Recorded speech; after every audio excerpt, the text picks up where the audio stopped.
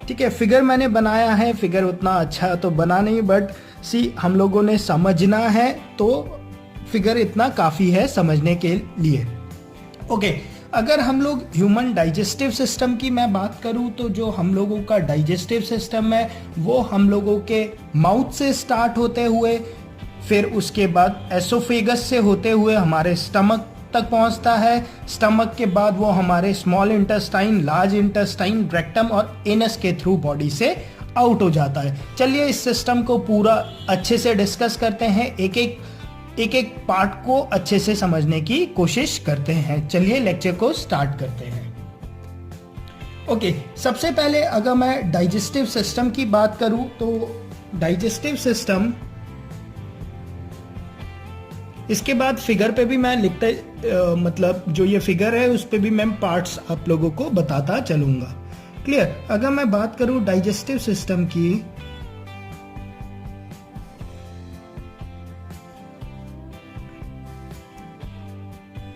Digestive system को basically हम दो टाइप से पढ़ सकते हैं। Clear? One is your elementary canal,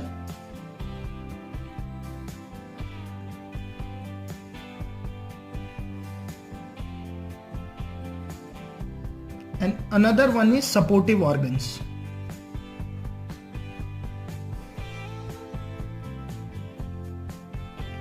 supportive या एसोसिएटिव कुछ भी बोल दो। क्लियर? एलिमेंट्री कैनाल का मतलब जैसे कि हम लोगों ने खाना खाया तो एक बार माउथ पे वो खाना चला गया तो उसके बाद तो वो सारा सिस्टम अंदर ही अंदर हो रहा है, इन पाइप्स ही बोल रहा हूँ अभी, ठीक है, लेमन लैंग्वेज में, इन पाइप्स के अंदर ही वो सारा सिस्टम हो रहा है डाइजेशन का। ठीक है, इसीलिए उसे बोला जाता है एलिमेंट्री कैनाल। सपोर्टिव ऑर्गन्स क्या है? डाइजेस्टिव सिस्टम पे खाली ये जो आप लोगों के पाइप्स है ये नहीं है, इस पे आप लोगों का लिवर भी है, माउथ भी है, ठीक है, स्लाइवरी ग्लैंड्स भी है और भी बहुत सारे छोटे छोटे ग्लैंड्स है, उन्हें हम डिस्कस करेंगे। तो इसलिए डाइजेस्टिव सिस्टम को बेसिकली टू पार्ट्स में डिवाइड किया गया है। One is your alimentary canal, another one is supportive organs. ठीक है, आप लोगों के एलिमेंट्री कैनाल में क्या क्या आता है? सबसे पहले आ जाता है आप लोगों का माउथ। क्लियर? और माउथ को ही बोला जाता है buccal cavity.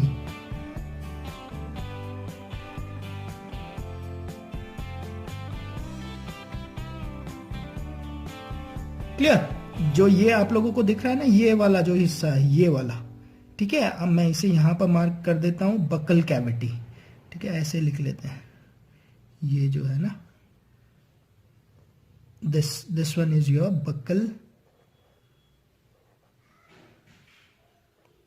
Buccal cavity.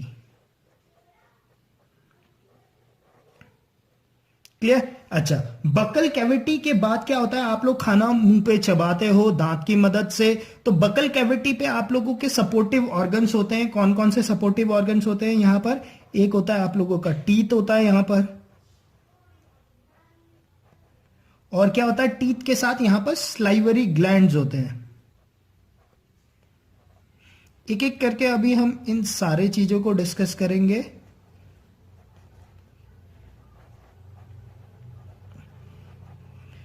Salivary glands क्या होते हैं? आप लोगों के मुंह पे मतलब जो थूक निकलता रहता है ना continuously, that is your salivary glands. ठीक है, उसे मैं अभी डिस्कस करूंगा। ठीक है, ओके। माउथ के बाद खाना, इन आप लोगों ने खाना यहां पर चबाया, ये खाना आप लोगों का इस पाइप से होते हुए जाता है और इस पाइप को बोला जाता है आप लोगों का एसोफेगस। ठीक है, एसोफेगस।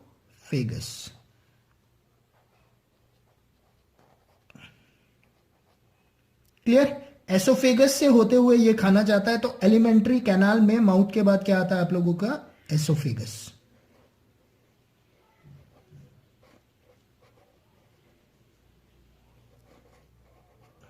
क्लियर? एसोफेगस से होते हुए खाना, ये जो बैग सा दिख रहा है ना स्ट्रक्चर, इस बैग में जाता है, इसे हम लोग बोलते हैं स्टमक।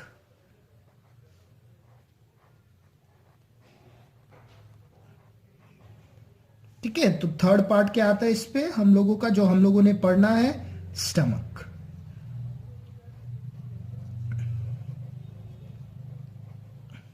क्लियर। अब स्टमक से होते हुए आप लोगों का खाना जाता है आप लोगों के स्मॉल इंटेस्टाइन पे। अच्छा, अगर मैं स्टमक की बात करूं तो स्टमक के साथ सपोर्टिव ऑर्गन्स ज्वाइंट होते हैं। वो क्या है आप लोगों का, ये जो दिख रहा है ना लिवर, ये है लिवर, और लिवर के ठीक नीचे ये जो दिख रहा है this is your gall bladder, और ये जो यहां पर एक ऐसा पट्टी सा दिख रहा है दिस इज पेनक्रियास। ठीक है, पेनक्रियास। ठीक है, ये लिवर हो गया, और ये क्या हो गया, this is your gall bladder. यहीं पे दिखा देते हैं। ठीक है, सपोर्टिव ऑर्गन स्टमक के साथ कौन कौन से सपोर्टिव ऑर्गन्स हैं आप लोगों के, एक हो गया आप लोगों का लिवर,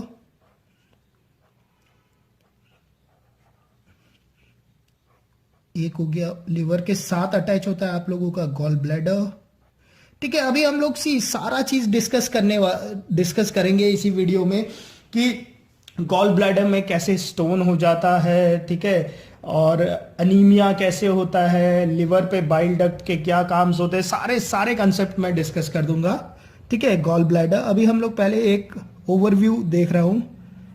ठीक है, this is your gall bladder, this one. ठीक है, ये वाला गॉल ब्लैडर है, ये पेनक्रियाज है।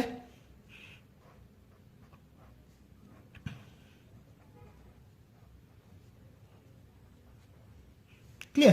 तो सपोर्टिव ऑर्गन्स क्या हुए, सपोर्टिव ऑर्गन्स वो ऑर्गन्स है जो कि डाइजेशन के जो प्रोसेस है उस पे मदद करते हैं। ठीक है, और एलिमेंट्री कैनाल क्या है, एलिमेंट्री कैनाल आप लोगों का बेसिकली एक पाथ है जिस पाथ के थ्रू होते हुए आप लोगों का खाना फाइनली इनस तक पहुंचता है। ठीक है, एलिमेंट्री कैनाल माउथ से शुरू हुआ। ठीक है, माउथ से शुरू हुआ, फिर हम लोग एसोफेगस में आ गए, फिर हम लोग आ गए स्टमक पे। इस स्टमक के बाद ये खाना आप लोगों का यहां पर ऐसे दिख रहा है, ये ऐसे करके इन स्मॉल इंटेस्टाइन पे आता है। ठीक है, ये क्या हो गया आप लोगों का small intestine.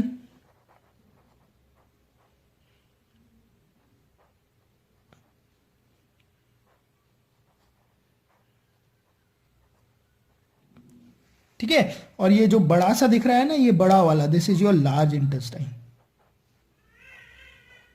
Clear, large intestine.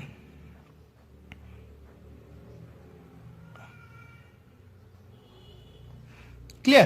तो स्टमक के बाद खाना आप लोगों का पहले स्मॉल इंटेस्टाइन पे जाता है, स्मॉल इंटेस्टाइन के बाद जाता है खाना लार्ज इंटेस्टाइन पे। क्लियर, तो फोर्थ नंबर पे आप लोग बोलोगे स्मॉल इंटेस्टाइन।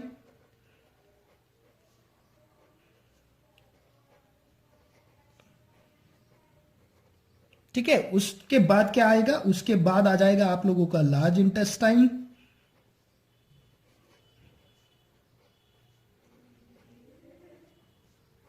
ठीक है, हम लोग एक एक करके small intestine, large intestine, stomach, oesophagus, liver, gall bladder, pancreas, teeth, mouth, salivary glands, इन सब के बारे में पढ़ेंगे। ठीक है, बहुत ही इंटरेस्टिंग टॉपिक है, आप लोगों को बहुत मजा आएगा। क्लियर। ओके, स्मॉल इंटेस्टाइन के बाद फाइनली एंड पे ये आप लोगों का होता है rectum, and this one is anus.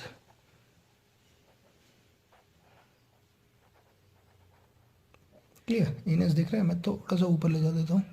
ठीक है, दिस वन इज एनस। ठीक है, तो लार्ज इंटेस्टाइन के बाद क्या आएगा, लार्ज इंटेस्टाइन के बाद आएगा rectum, and finally anus.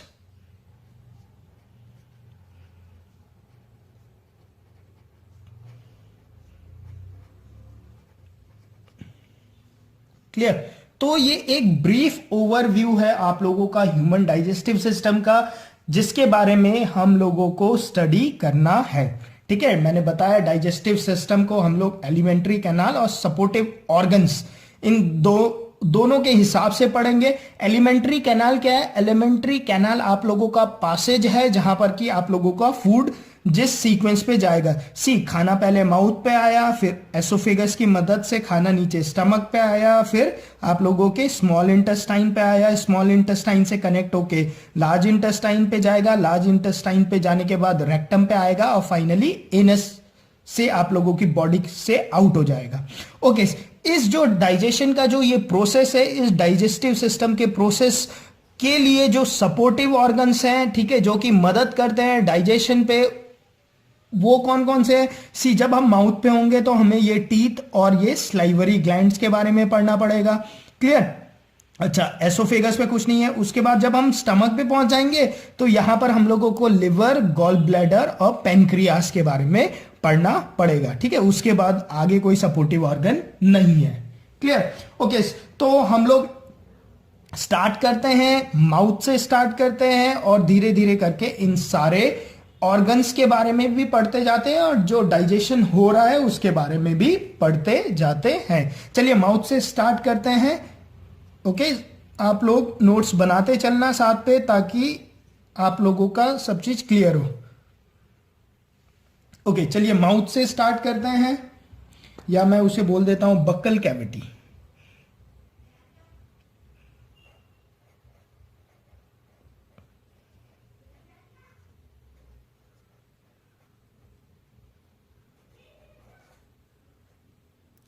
Clear? सी, अब बक्कल कैविटी कैसा हुआ? सी, आप लोगों का माउथ अगर मैं बनाने की कोशिश करूं कुछ, सी फिगर तो इतना अच्छा नहीं है मेरा डायग्राम, ऐसे ही बना लेते हैं समझने के लिए। ठीक है, और ये एक ओपन माउथ है, इस पे टीथ है।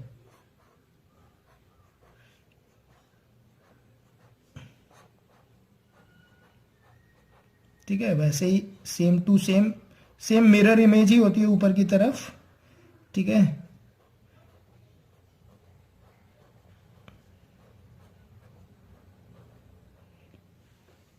क्लियर? और इसके बीचों बीच होता है आप लोगों का tongue. Clear? This is your tongue.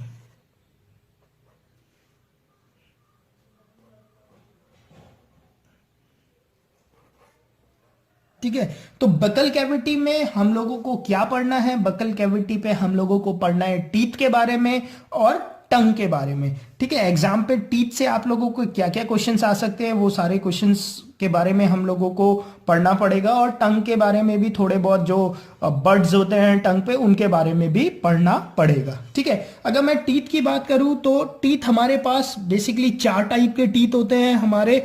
ठीक है, जो आगे के जो ये 4 होते हैं, ठीक है, इसे हम लोग बोलते हैं इंसीजर।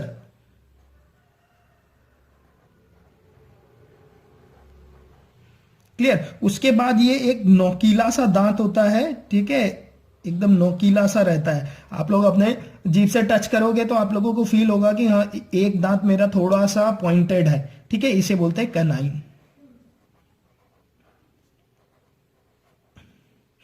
ठीक है, जो इंसीजर्स है आप लोगों का, बेसिकली जो फ्रंट वाले आप लोगों के 4 दांत है ना, उन्हें हम लोग बोलते हैं इंसीजर। ये किस काम आते हैं आप लोगों को पता होना चाहिए आप लोगों को। ठीक है, ये इंसीजर जो है ये कटिंग के काम आते हैं। एग्जाम पे क्वेश्चन पूछ सकता है कि इनमें से कौन से दांत आप लोगों के कटिंग के काम आते हैं, तो आप लोगों को पता होना चाहिए कि जो फ्रंट के जो 4 दांत होते हैं ना, इंसीजर जिसे बोलते हैं, वो क्या होता है, कटिंग के काम आते हैं। ठीक है, उसके बाद जो ये कनाइन है, एस लगाने की जरूरत नहीं, कनाइन है, ये आप लोगों का बाइट टीयरिंग के काम आता है। ठीक है,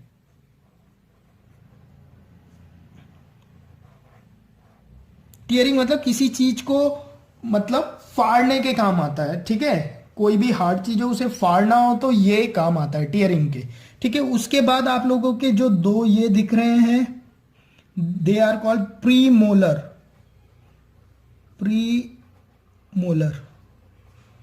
प्री मोलर किस पर्पस के काम आते हैं? जो आप लोगों के इंसीजर के पीछे के जो 2 दांत होते हैं वो आते हैं आपके च्युइंग के काम, चबाने के लिए। क्लियर? और लास्ट के जो 2 दांत होते हैं, ठीक है, इस फिगर में दिख भी नहीं रहा, चलो बना देते हैं। लास्ट के जो ये 2 दांत होते हैं, ठीक है, लास्ट वाले, इसे हम लोग बोलते हैं मोलर।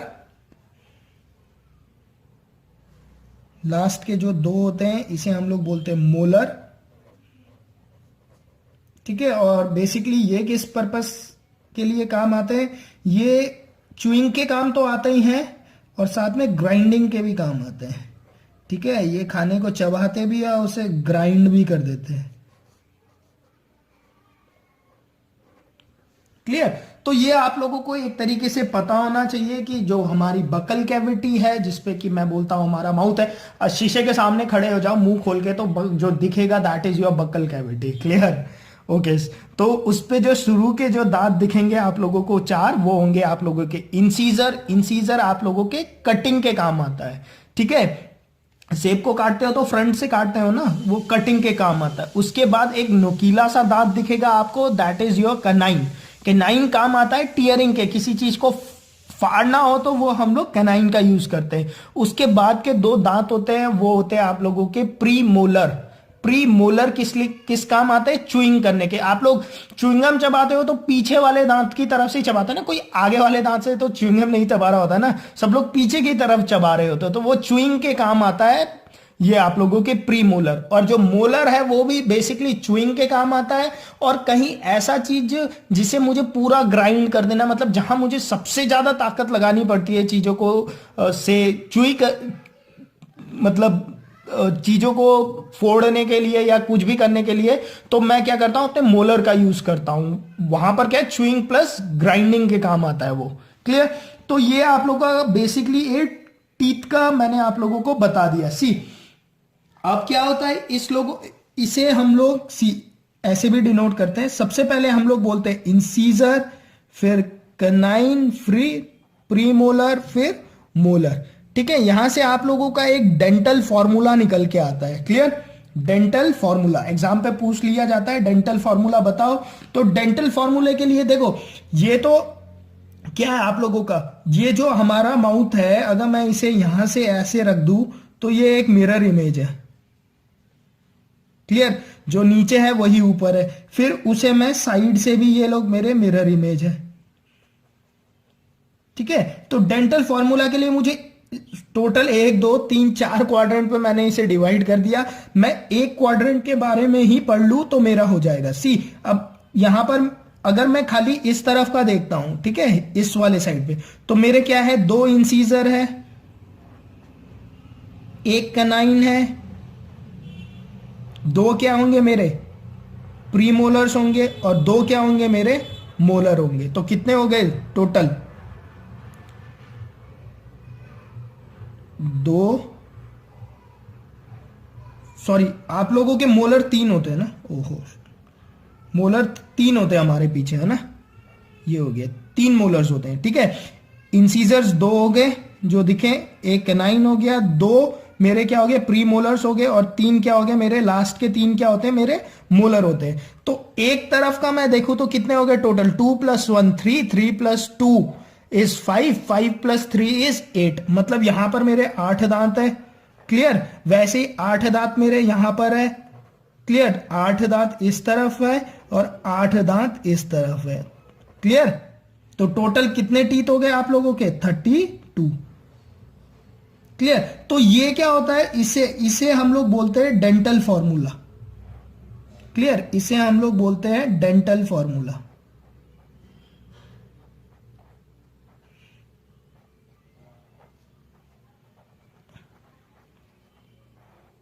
क्लियर? पूछ लिया जाए डेंटल फॉर्मूला क्या होता है, तो क्या होता है 2 1 2 3। ठीक है, कैसे डेंटल फॉर्मूला लिखा जाता है मैंने आप लोगों को ये भी बता दिया। क्लियर? अच्छा, अब इंपॉर्टेंट चीज क्या क्या आप लोगों को और टीथ के बारे में पता होना चाहिए, और आप लोगों को नोट डाल के थोड़े 2-4 इंपॉर्टेंट पॉइंट्स मैं बता देता हूं टीथ के बारे में, जो कि आप लोगों को पता होना चाहिए। आप लोग नोट डाल के लिख लीजिए उन पॉइंट्स को। एक तो आप लोगों को जो पता होना चाहिए दैट इज योर एनिमल, ये बहुत इंपॉर्टेंट है। ठीक है, इनेमल। क्लियर? इनेमल क्या होता है आप लोगों का? इनेमल जो होता है आप लोगों का, अगर आप लोग अपने टीथ को देखोगे तो आपके टीथ के टॉप सरफेस में एक कोटिंग हो रखी होती है। ठीक है, उसे बोला जाता है टूथ एनेमल बोला जाता है।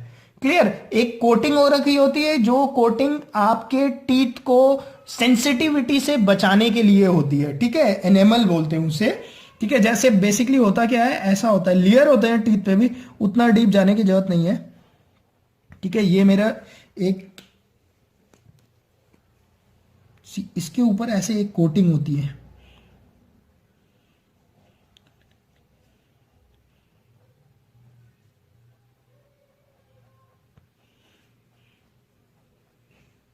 ठीक है, एक कोटिंग होती है हमारी, इसे बोला जाता है एनिमल। ठीक है, और ये बात ध्यान रखना कि जो टी जो हमारा एनिमल होता है ये hardest part of human body होता है। Animal is the hardest part of human body. ये आप लोगों के एग्जाम पे क्वेश्चन पूछा जाता है कि which of the following is the hardest part of human body. ठीक है, उस पे बोन्स के नाम दिए होंगे तो वहां पे कंफ्यूज नहीं होना है। Animal is the hardest part of human body. ठीक है, सबसे टफ यही होता है आप लोगों का। क्लियर? ठीक है, और एनिमल होता क्या है, outer shining layer, outer shining layer. Clear? Outer shining layer. Clear? Okay, ये हो गया एनिमल के बारे में। अच्छा, एनिमल होता क्या है बेसिकली, ये भी आप लोगों से क्वेश्चन पूछ लिया जाता है। तो एनिमल होता कुछ नहीं, एक्चुअल में क्या होता है, मैं इसका एक आप लोगों को केमिकल जो कंपोजिशन है वो बता देता हूं। देखो क्या होता है, कैल्शियम होता है, टीथ में होता क्या है, कैल्शियम और फॉस्फोरस ही होता है ना, पी।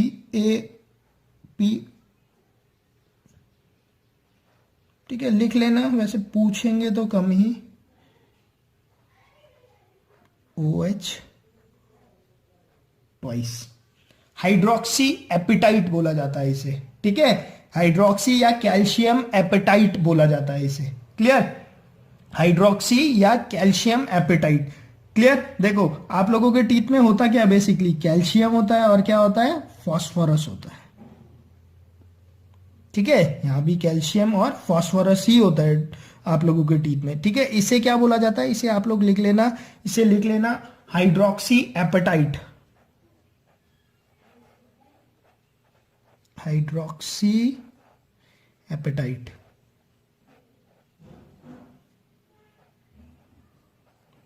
ठीक है, हाइड्रोक्सी एपेटाइट या इसी को कैल्शियम एपेटाइट भी बोला जाता है। क्लियर? तो ये सब आप लोगों को पता होना चाहिए। अगर मैं बात करूं बकल कैविटी की, ठीक है, डाइजेस्टिव सिस्टम पे अभी हम लोग अपने माउथ पे ही है। माउथ पे हम लोग पहले सपोर्टिव को ऑर्गन को पढ़ रहे हैं जो कि होता है हम लोगों का टीथ। क्लियर? टीथ के बारे में आप लोगों को मैंने बता दिया कि टीथ 4 टाइप के होते हैं। इंसीजर जो कटिंग के काम आता है, कैनाइन जो टीयरिंग के काम आता है, प्रीमोलर च्युइंग के काम आता है, और मोलर्स जो 3 मोलर होते हैं वो हम लोगों के च्युइंग और ग्राइंडिंग के काम आते हैं। उसके बाद मैंने आप लोगों को इसका डेंटल फॉर्मूला बता दिया कि जो डेंटल फॉर्मूला ऑफ टीथ है वो क्या है, 2 इंसीजर, 1 कैनाइन, 2 प्रीमोलर और 3 मोलर। उसके बाद हम लोगों ने एनिमल के बारे में बात करा। ठीक है, मैंने बोला कि ये outer shining layer of teeth है। क्लियर? और ये क्या है, हार्डेस्ट आप लोगों का क्या है, hardest part of human body है।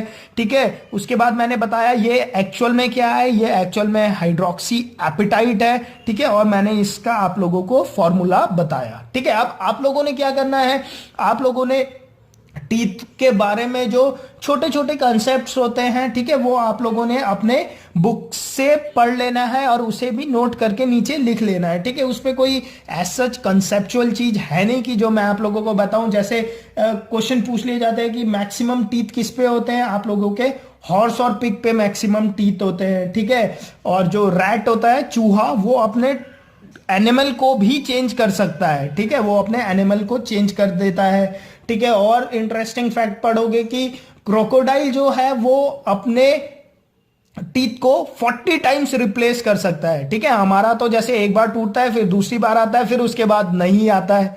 ठीक है, बट जो क्रोकोडाइल है वो 40 टाइम्स अपने लाइफ पे अपने टीथ को चेंज करता है। क्लियर? अच्छा, एक और बात इस पे रह गई, टूटने से याद आया मुझे, इस पे एक और वर्ड नोट पे ही लिख लो। ठीक है, यहीं पे लिख लेते हैं। एक तो इसे फर्स्ट पॉइंट लिख लेना, ठीक है, मैं सारे छोटे छोटे पॉइंट्स आप लोगों को नहीं लिखा रहा हूं। बेसिकली मैं ये चाहता हूं कि आप लोग लेक्चर्स देखने के बाद एक बार अपनी बुक्स को पक्का से पढ़े।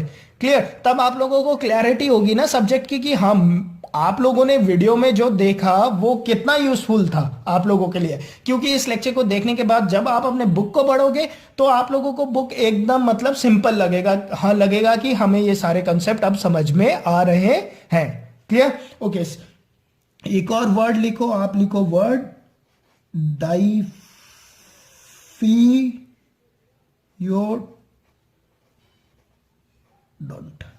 ठीक है, इंग्लिश के वोकैबलरी पे भी ये क्वेश्चन पूछा जाता है।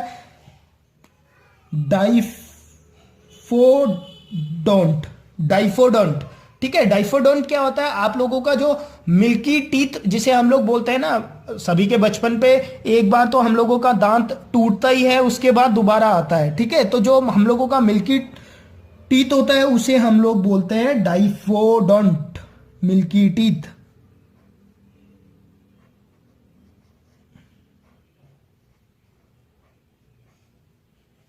Clear? Diphyodont is milky teeth. Clear? Okay, तो होपफुली बकल कैविटी में टीथ पे आप लोगों को इतना ही पढ़ने की जरूरत है। चलो इसी पे साइड पे ही हम लोग, टंग पे एज सच कुछ है नहीं तो मैं यहीं पे बता देता हूं। सी, अब हुआ क्या, आप लोगों ने कुछ खाना खाया तो हम लोगों ने क्या करा, उस खाने को अपने टीथ की मदद से उसे कट करा, उसे टीयर करा और फिर उसे च्यू करके उसे छोटे छोटे हिस्सों में तोड़ दिया। ठीक है, अच्छा, अब इसी में मैं यहां साइड पे बता देता हूं आप लोगों को टंग के बारे में। क्लियर? टंग के बारे में क्या होता है, टंग का क्या काम है।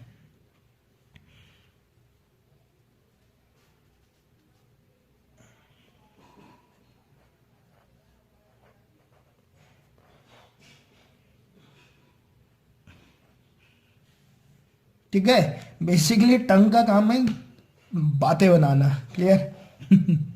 Okay, see, this is my tongue. Clear? अच्छा, टंग पे क्या होता है, टंग पे आप लोगों के बर्ड्स होते हैं। ठीक है, टेस्ट बर्ड्स होते हैं। ठीक है, मुझे मुझे कैसे पता चलता है कि अगर मैंने कुछ चीज खाया वो चीज मीठा है या वो चीज खट्टा है, वो चीज सॉल्टी है या वो चीज बिटर है। ठीक है, ये जो टेस्ट का जो मुझे पता चलता है ना, वो मेरे टंग पे बर्ड्स होते हैं। ठीक है, वो बर्ड्स ही मुझे टेस्ट के बारे में बताते हैं। ठीक है, तो क्या होता है, जो टंग का जो फ्रंट वाला जो ये हिस्सा है ना,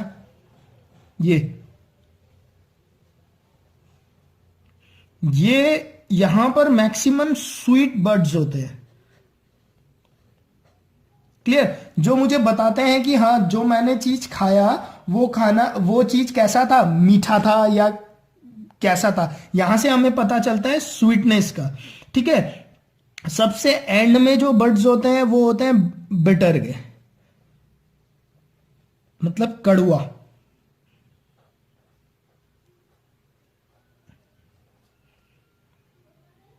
ठीक है, और बीच पे स्वीट के बाद यहां पर आप लोगों के सॉल्ट का रहता है। ठीक है, ये वाला हिस्सा सॉल्ट का होता है और ये सार का होता है।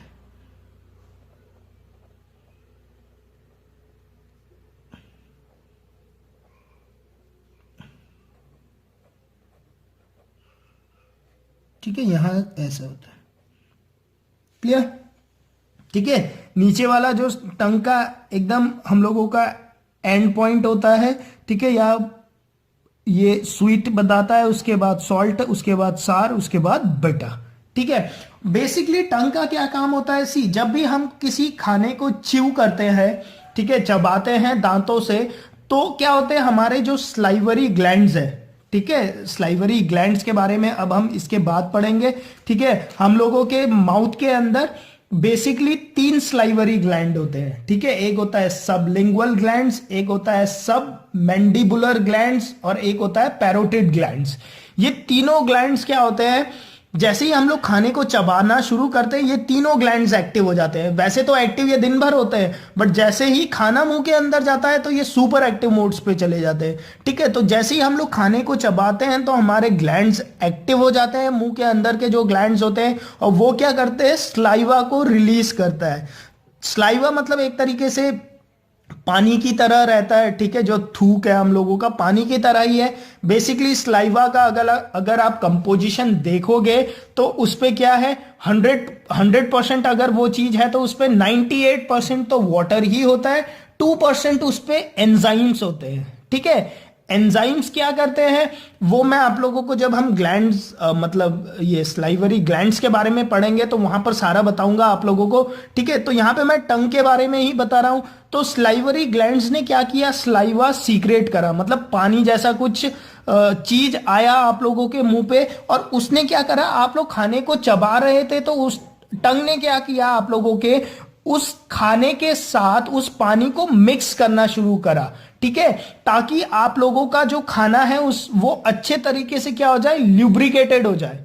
ठीक है, अगर ल्यूब्रिकेटेड नहीं होगा और आप लोग उसे सीधा अपने गले से नीचे उतार लोगे, एसोफेगस पे उतार लोगे, तो खाना वहां पर फंस सकता है। ठीक है, और डेथ भी हो सकती है। इसलिए बोला भी जाता है कि खाने को चबा चबा के खाओ ताकि वो अच्छे से लुब्रिकेंट हो जाए।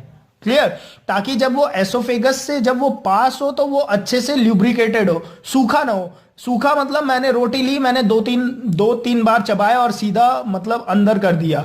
ठीक है, एसोफेगस पे डाल दिया आपने।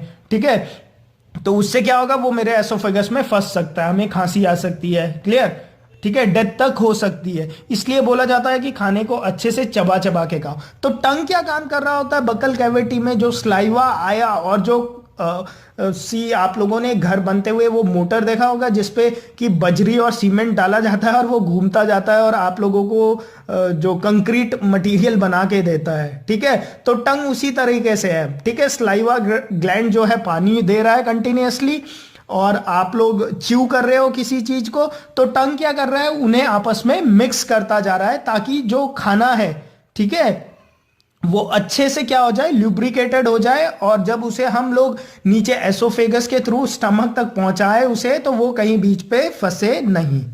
क्लियर, तो टंग के बारे में पता चल गया क्या काम होता है। ठीक है, अच्छा, तो बेसिकली लेक्चर बड़ा हो जाएगा, 33 मिनट्स का तो हो ही चुका है यहाँ तक ही। ठीक है, तो हम लोग क्या करते हैं, हम लोग ग्लैंड्स को, ठीक है, बेसिकली हम लोगों ने अभी टोटल हम लोगों के पास 6 और 5 11 चीज है पढ़ने के लिए।